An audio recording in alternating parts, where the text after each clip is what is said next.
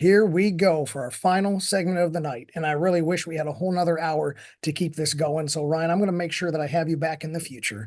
But to finish off the night, let's keep going in the territory that we've been sitting, and let's talk about that delegation and ways that leaders can adapt. So, with leaders who have found some effective ways to gradually reduce their day-to-day involvement in the business, how do they do that without disrupting or interfering with team morale? Because I had some troubles with that early on.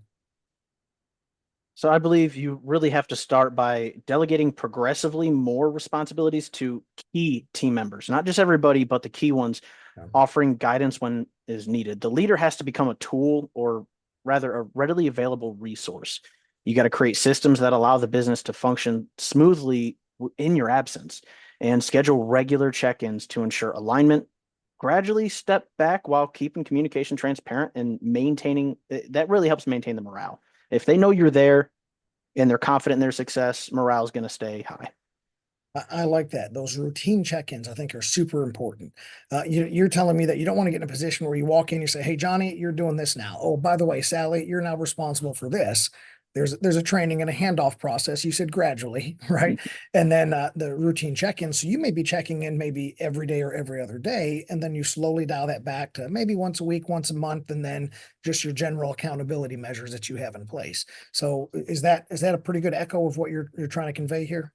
Most definitely. Most definitely. It's Okay. got to be that gradual process and just keeping the feelers on the pulse until you know it's okay to Yeah. let go.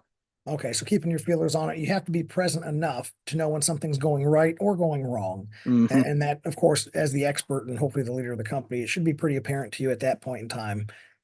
Somebody's frustrated, systems are breaking down. We need to step back in. So I like that a lot. And our time, Wayne and I got really good. We hired some really great people that we had some super high confidence in. And then we said, hey, we've been delegating some tasks. We're going to step away and take a little more time off because we've been beating ourselves to death for the last couple of years. And then we started taking time off, and our people finally said, "Hey, can you guys be around more often? We've got questions. I'm nervous. I can't get this done." And realize that we haven't established the confidence in them that we had in them. They didn't have it in themselves. So we went through another 3 month or so cycle of emphasizing that and following the process that you just mapped out for us, and it worked out. So I just want to reemphasize the audience that works. We screwed it up, and then we used Ryan's technique to fix it. So let's talk about people that maybe have mastered some delegation, right? They've really got that process down. They're bringing on good people. They're following those processes. So how do they then go to maintaining a healthy work-life balance while still staying engaged and connected to the business? I feel like when a leader has mastered delegation, work-life balance is almost automatic, but leaders can maintain balance by focusing on high-level strategic decisions and empowering their team to handle the day-to-day stuff. And like I said before, regularly scheduling reviews and updates, it can really keep you informed while being without being dragged into the weeds again and again and again to where you lose sight of that 10,000 foot view. But this will help keep you in a place where you can focus on life outside of work and then business. But when you're looking at business, if you have a good team, good delegation, good KPIs, you can jump in a moment's notice to handle the big stuff. I like that a lot. Being able to jump in at a moment's notice. So that doesn't mean that you're right there on top of things, but you're available. And I'm kind of hearing that key word of you're available. So you can't just completely step out and be sipping margaritas on the beach all the time, right? That's not effectively a work-life balance. That's all life and no work. And I don't think that's going to help, right? Okay. And then if you stay and you try to do all the work, even though you do have opportunity time, I've actually noticed some frustration in staff that says, "Hey man, you're more than welcome to take a break. We've got it." And I'm like, "Okay, I'm going on break. You guys don't even need me. That's great. Call me if you need me." Right. And of course, you might get the occasional text message or the call, but I'd rather that than having to be glued to my desk and glued to my office. And I'd also rather that than the opposite of you staying on top of your people all the time and driving the morale down. So yeah, thank you. Thank you for that. That's good points there. Well, all right. So let's say we continue along these lines and we've got a good delegation. We're starting to figure out our work-life balance, and you emphasize the balance. Now we've got our strong management team established underneath us. What steps should they take to prepare the business ultimately for a potential exit or our succession plan? So The easiest path I've found is you got to start by documenting key processes, roles, and responsibilities. You've got to identify potential successors within the company and mentor them in leadership skills as well as simplification methodology. Ensure the financial health of the business is solid and put formal structures in place for governance so Mhm. the transition is seamless, whether it's for succession or a sale. Wow. Okay. So that was a loaded answer. So I want to go back on some of these things because that was powerful.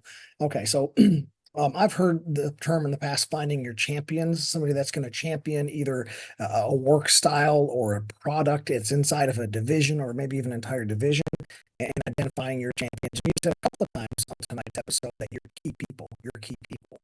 And so it's not just everyone's going to get delegated over to and everyone's just going to get stuff thrown on their lap. It's going to be targeted.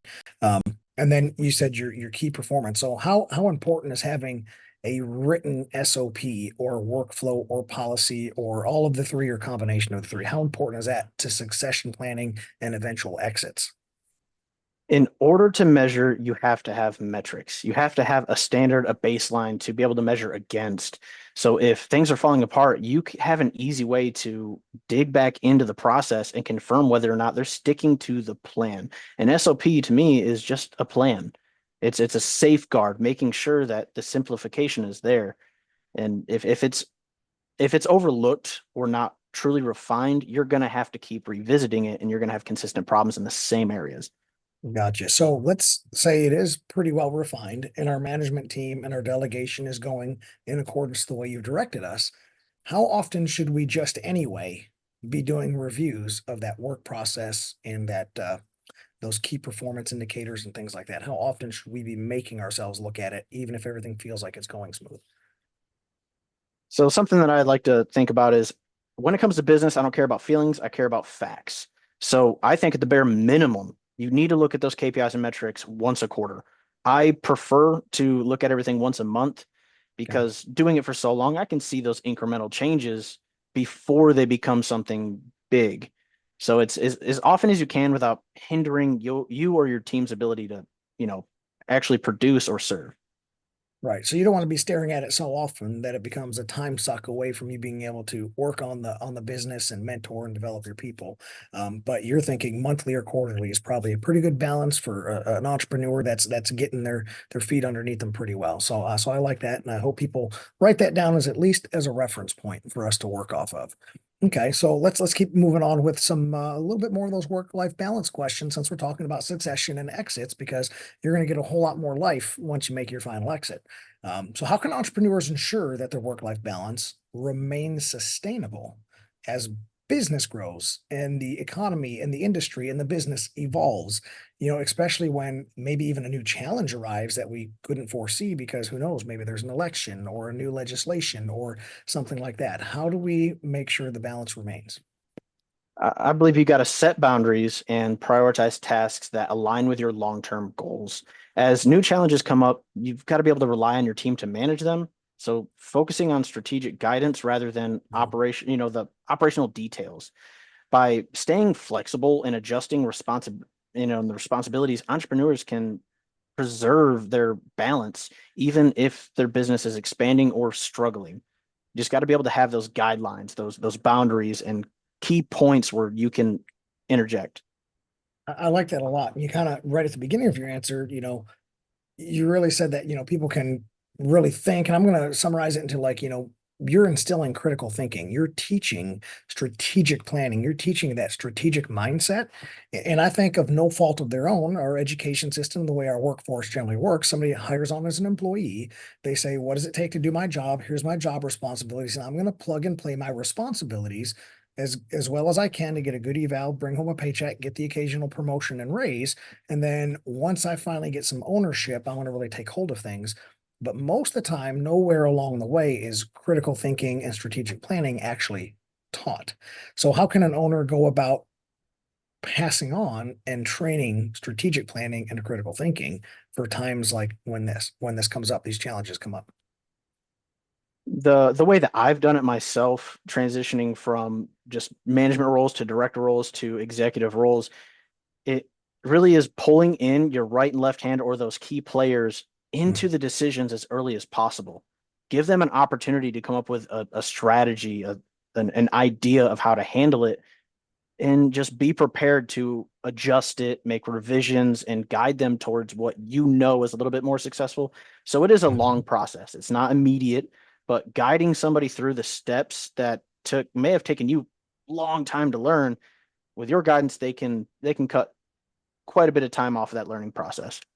Gotcha. That was beautiful. And I really want to again emphasize that we get in a rush. Just Western culture is always in a rush. Everything's at the click of our fingers. We want instant results. And developing a person, mentoring a person, especially in this category we're talking about, strategic planning and critical thinking, that's long term. And you said it's not going to be quick. And we use the fly on the wall method. We say, hey, I'm going to talk out loud during the strategic planning so you can hear my brain think, basically. And other people are like, oh, I'm got to make those considerations. I got to think that way. And so I appreciate that response a lot. So we're coming to an end on this episode, but I really want to draw out that you have got some serious wisdom that people are going to need, and you've got a book that's getting ready to release. Can you tell us about the release date of this book and how people can get a hold of you to get that beautiful brain of yours? Yeah, so the book is called The Change. It's part of a series with Jim Britt, Jim Lutz, and Les Brown. I don't have the release date just yet, but it is coming up within the next few months. Here soon, I'll have it on my website, which is the same place that you can reach out to me pretty easily, impactstrategyc.com, as long as like LinkedIn and things like that. But I'm pretty readily available. I have free consultations, and I'm always willing to listen to someone's issues and help them figure out what they can do to get around them. I love that. Thank you so much for coming back on the show. We look forward to seeing you next time when we bring it back. And for everyone else out there, I want you to learn from tonight's episode, and I want you to go out there and see the change, and I want you to be the change. And we will catch you here on the next episode of Pivotal Change. This has been a Now Media Networks feature presentation. All rights reserved.